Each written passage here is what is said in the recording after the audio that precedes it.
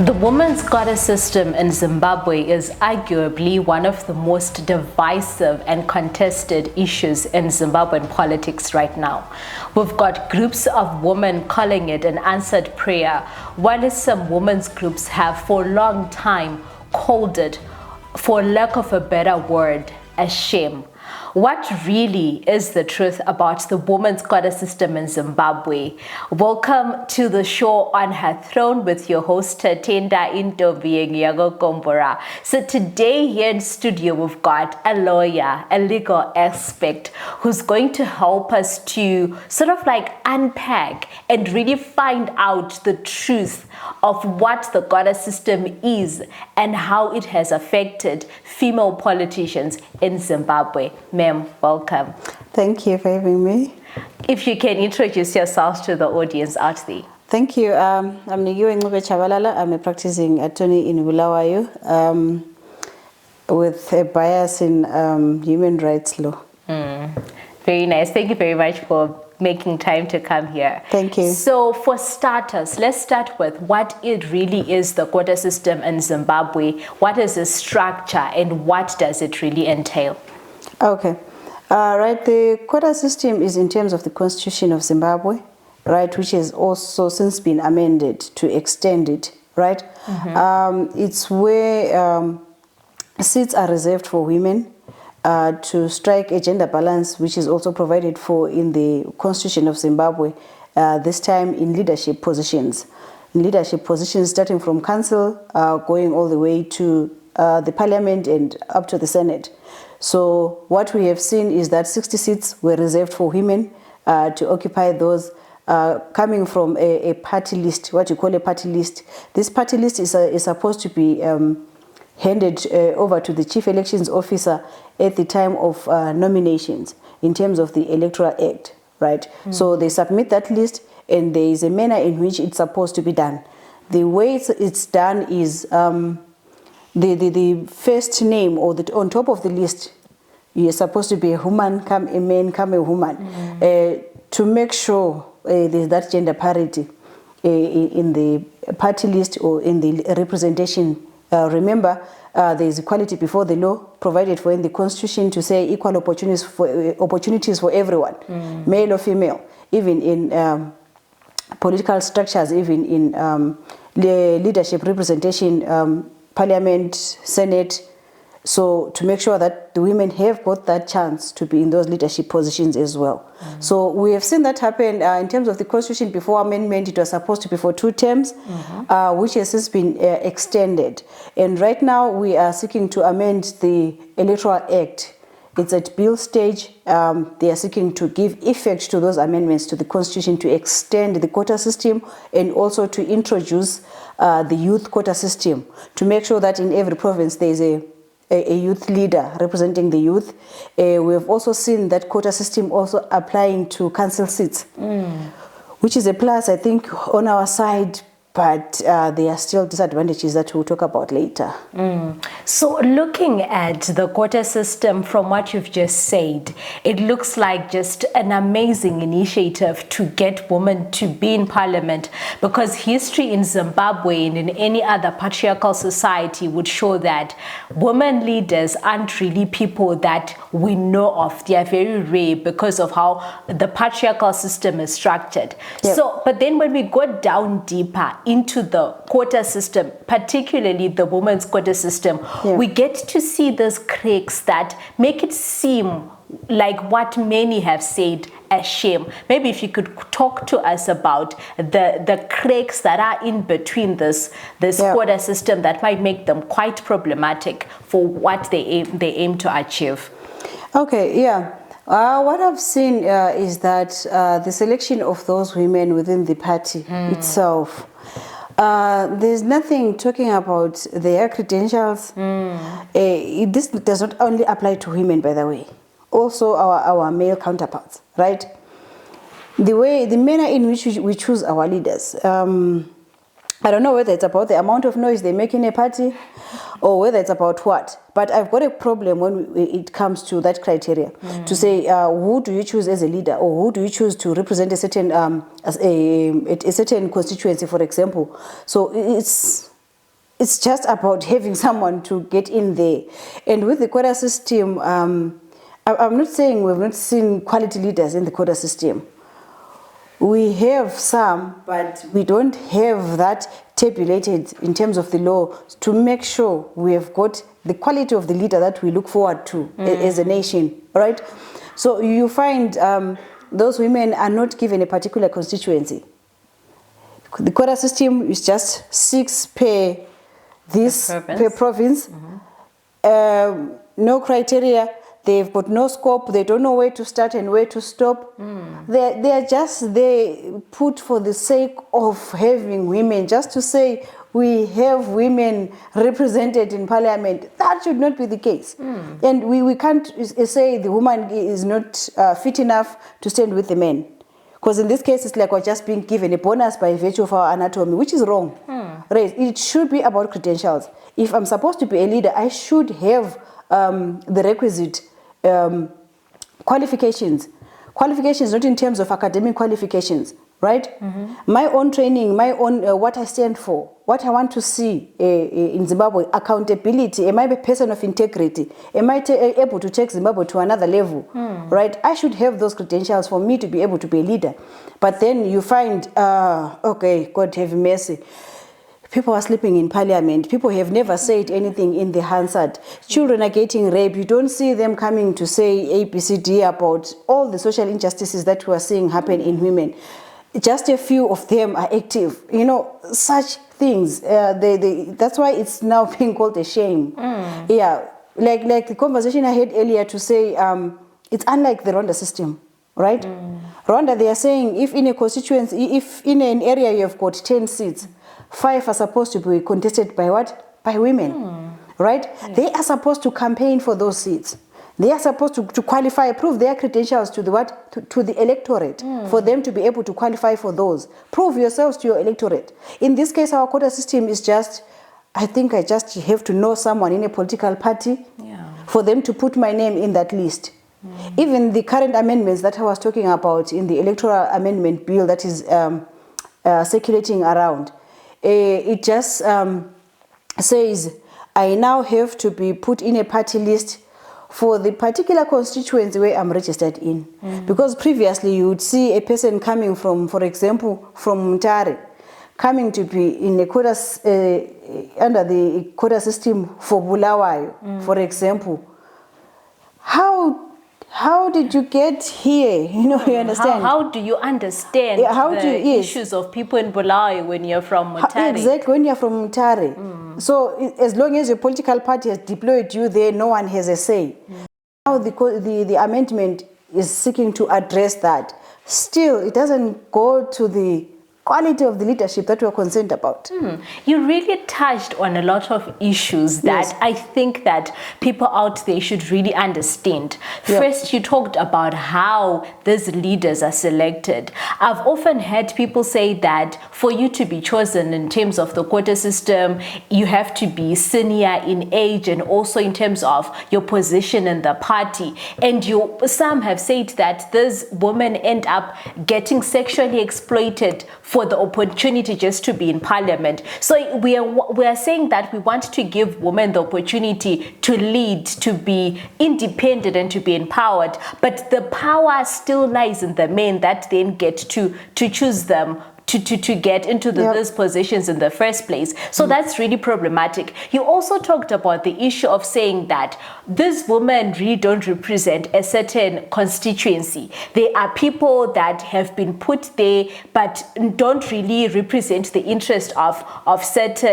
certain group of people. I remember in past parliaments, we've had them being called Bakosi MPs, we've had them being called just ordinary human beings, and that is not okay. However, what really is the importance, according to you, what really is the importance of making sure that the women that get to have to be chosen to be a part of the parliamentary system, the proportional representative, are people that are capable and people that are qualified to be able to do that? What do you think is the importance of that? The importance of that really is for the benefit of Zimbabwe as a whole, really, to have quality leadership, to take the country to the levels that we want to see. I'll say the challenge with the current system, like we're saying, these people get called all sorts of names and all, it comes from the party itself. The political parties, you know, this thing, I've got a challenge with our political system where you have to wear a certain jacket for you to be elected into a position. That's where we have a problem there. Because even if I'm Nikiwe, I want to go to parliament, as long as I'm not wearing jacket X or jacket Y, you're not going to vote for me because you believe I belong nowhere. Really, it boils down to that. It boils down to that.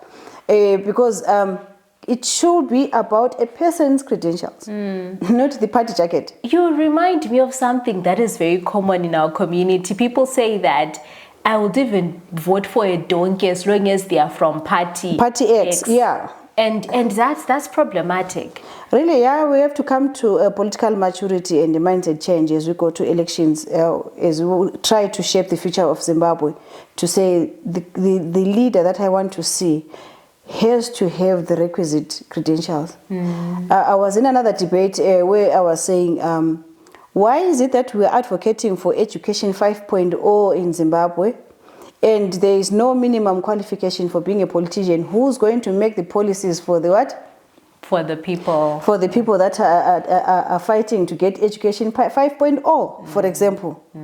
So there was so much debate around that. But I'm saying, if I'm going to make policies, there's so much planning, there's so much administration in a political, in a seat in parliament, for example. As a councillor, you're supposed to manage the affairs of that particular ward or whatever that you are supposed to govern.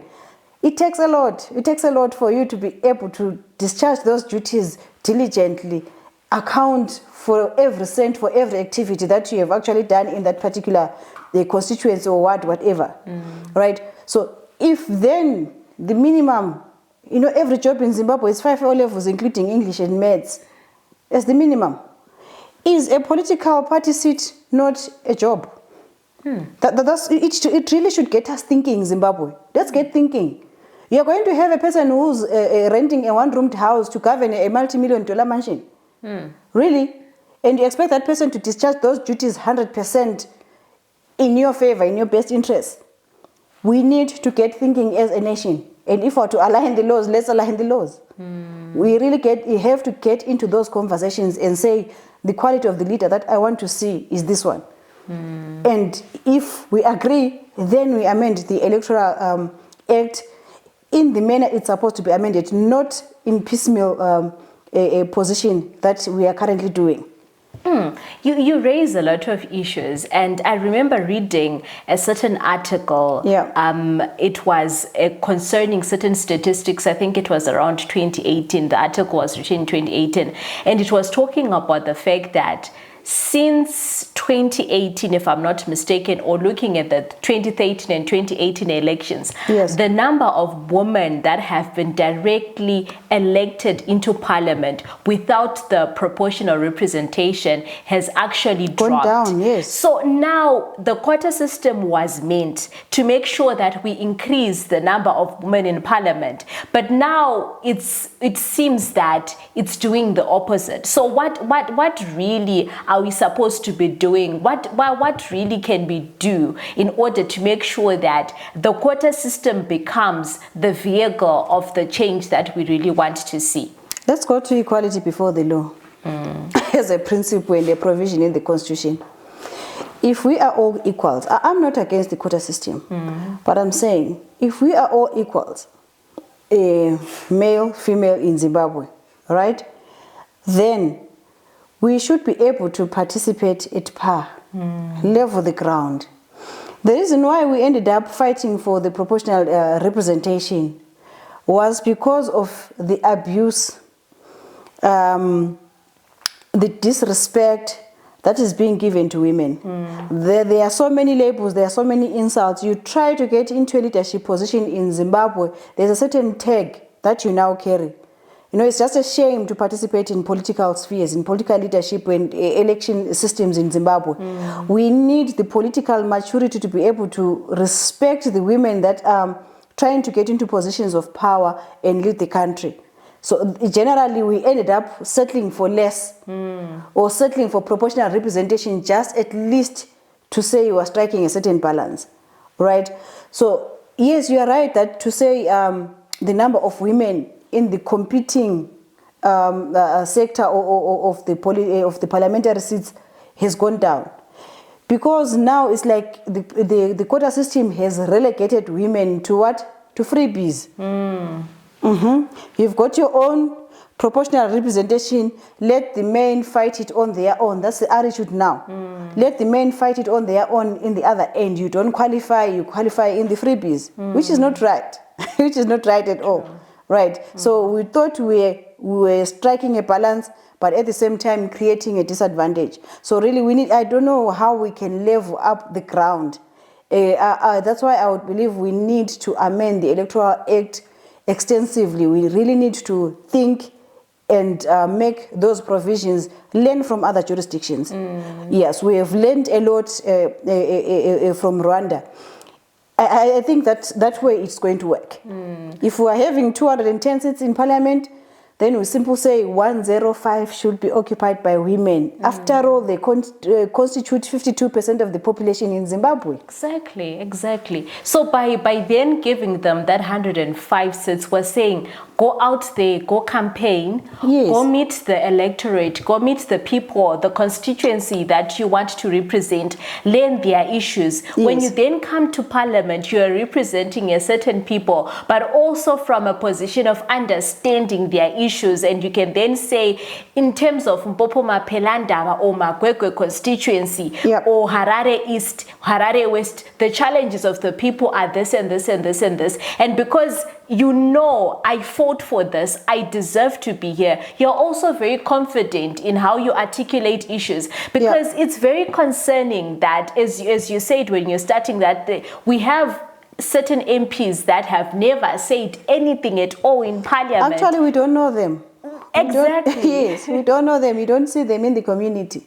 And that's a problem, because when we elect people, we're saying we want to elect people that will best represent our interests. And part of our interest is saying, go to the parliament and speak to issues that affect us. Currently, we're having issues to do with electricity, with water. If you don't speak to us, then who will? Yeah, that's the problem that it then brings. Because I'll simply get there and be quiet. I have no constituents assigned to me. There's no funding assigned to me to administer. I'm just a passenger in a plane. You know, I'm just a passenger in a bus. I'm just there for the sake of, in quotes, I'm representing women. But which women? Yeah, and even if I wanted to say something, I was reading another article, researching for this episode, and there was a certain honorable, I won't name her now, who said that for her to do any developmental projects in her community, she had to ask, and it's the same with other proportional representation MPs, they have to ask for the men that are really the MPs of those certain constituencies. But more often than not, these men do not give them the opportunity to do those community developmental projects, because they say, you want to take my position, you want my people to start liking you over me. So they don't get that opportunity. So what really are we doing if we're saying we want to give women an opportunity to lead? We want the electorate to see that women are capable leaders, but then we're not actually in words and in actions giving them that opportunity for them to stand, to do community developmental projects, to speak in parliament. Then this really is just a shame. Yeah, indeed, it will appear to be a shame. But as a starting point, I thought it was going to solve that problem that we had at the time. But then we became narrowly focused. See more women in parliament, and yes, we have the women in parliament, in quotes, but are they really delivering? So at the end of the day, that's why I'm saying we need to advocate for law reform. We need to change our laws to revisit the quota system again. It's okay in terms of the constitution, it's okay for it to continue to address those disparities that it then brings in terms of numbers and representation in parliament and in council and in senate. But the how part, the how part is what we really have to look into, to say if we are going to, if it's a game of numbers, then let it be 50-50. Equality before the law, remember provision. We follow the equality before the law, but from that 50% in parliament, let them not be freebies. Let them work for their seat in parliament. Yes. Right? We avoid these stereotypes, we avoid these labels that they are being given right now.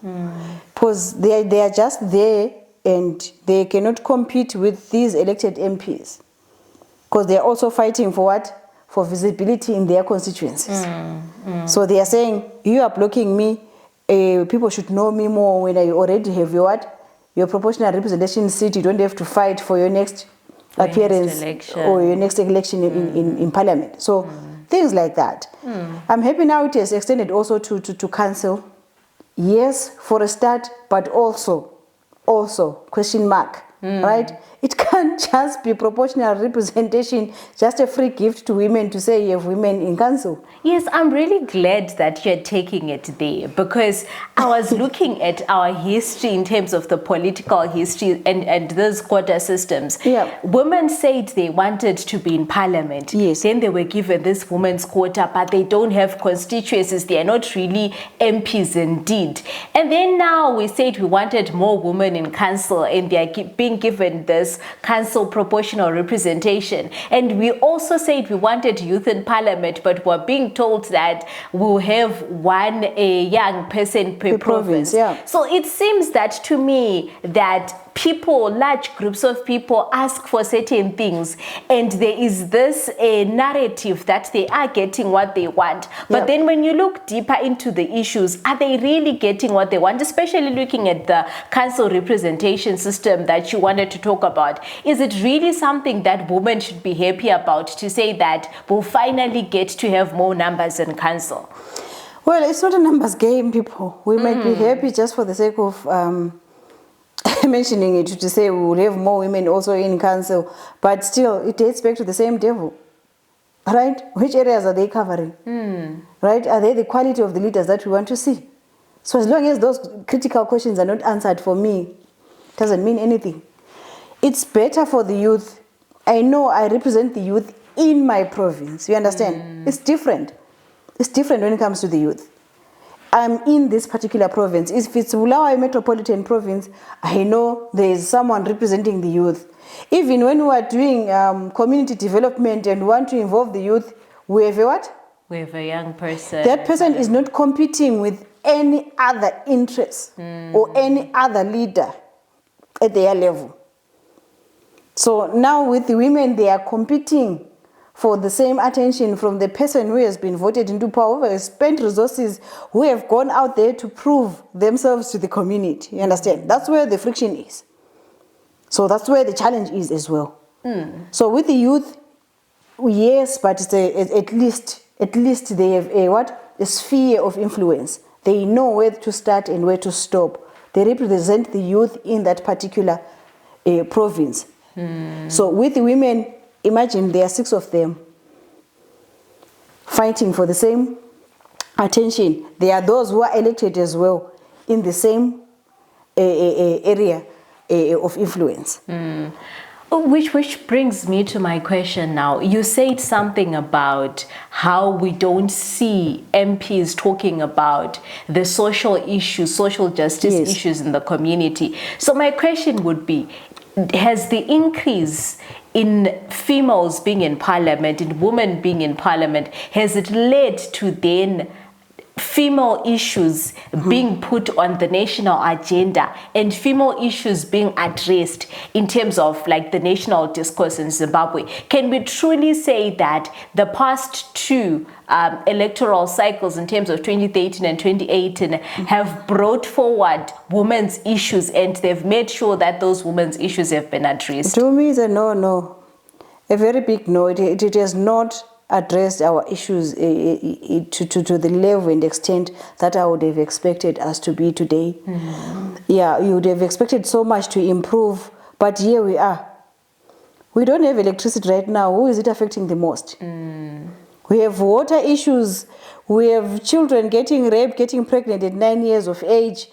Our children are not free. Our girl children are not free to walk on the street anymore.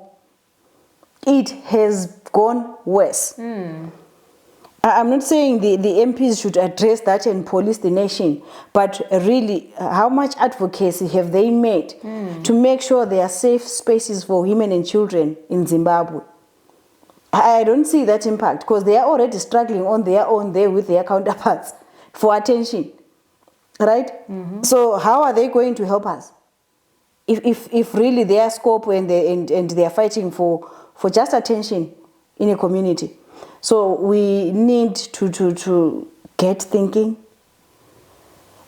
see how we can amend these laws, seek expert advice, seek guidance from other jurisdictions that we feel have got a better system than ours, and learn a lot of lessons from them.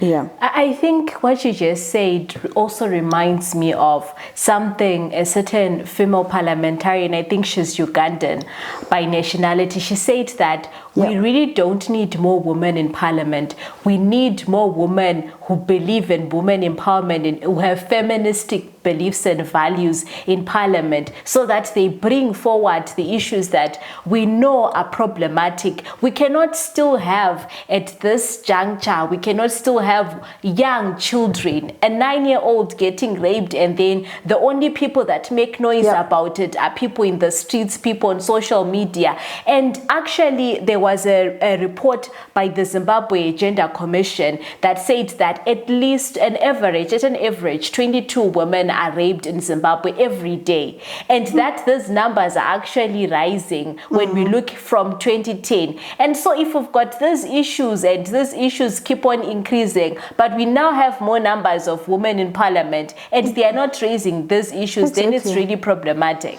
I agree to that thought. I really agree to that thought, because you're asking yourself if just an average of 22 are being raped daily, and maybe 50% of that or even 80% may be children or young girls, right? You are saying, is it about the number of women representation in parliament? Definitely no. It's a policing issue. Where are our police? We've got victim-friendly units who are under-resourced, and our problems are just so complex as a nation. So as a result, it's really not about the numbers game. It's about the quality.